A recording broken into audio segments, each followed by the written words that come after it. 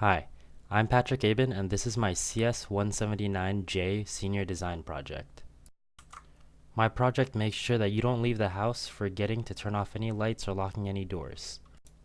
This is done by a main checklist located in your front door or in your garage, as well as multiple sensors located throughout your home, making sure that your lights are turned off,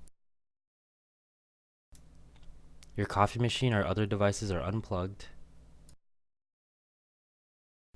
or if you've left the front door unlocked if you're leaving through the garage. This sensor is a pseudo lock in place of a real lock.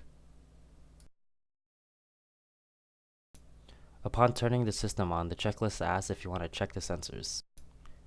And if all the sensors are okay, the checklist will let you know.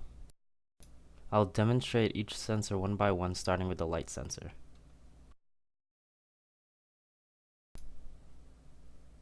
If the lights are on, the checklist will detect it and let you know, prompting you if you'd like to turn them off. By selecting No, the checklist will give you a summary of all the other sensors and will let you know that you're ready to go. By selecting Yes, the checklist will let the sensor know to turn off the light. I'll demonstrate again to show the functionality from the sensor's point of view.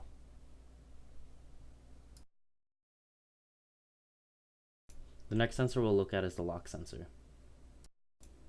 The button demonstrates locking and unlocking our pseudo mechanism. And if it is unlocked, the checklist will see that and let you know and ask the user if they would like to lock. By selecting Yes, the checklist will remotely lock the lock sensor. The last sensor I'll demonstrate is the socket sensor, which detects if something's plugged into a wall outlet.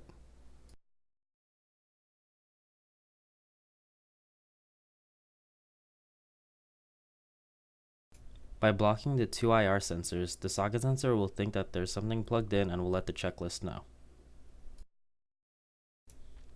Each sensor can write to the checklist, and the checklist can tell each sensor to turn off or lock accordingly, as I'll demonstrate here.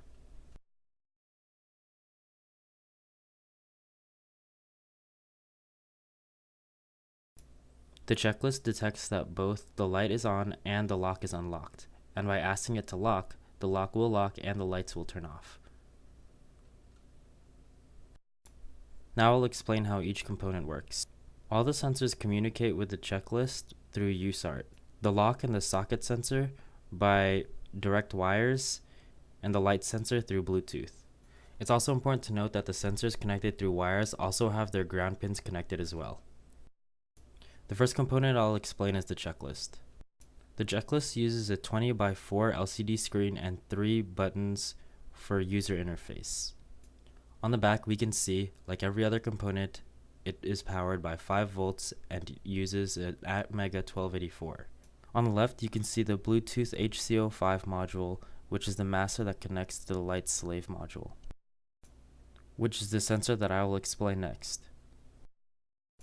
The light sensor uses a photoresistor located on the top of the device to detect whether the lights are turned on or not.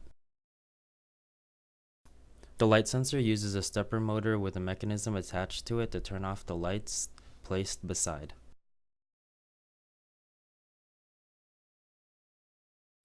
The next component we'll look at is the socket sensor.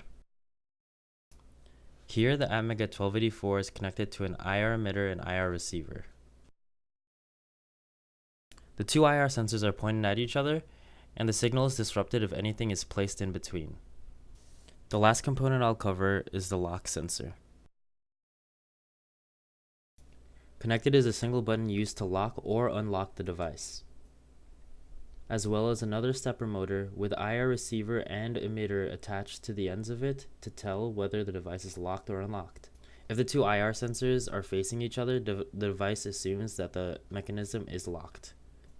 And here I'll demonstrate the device locking and unlocking depending on whether the IR sensors are facing each other.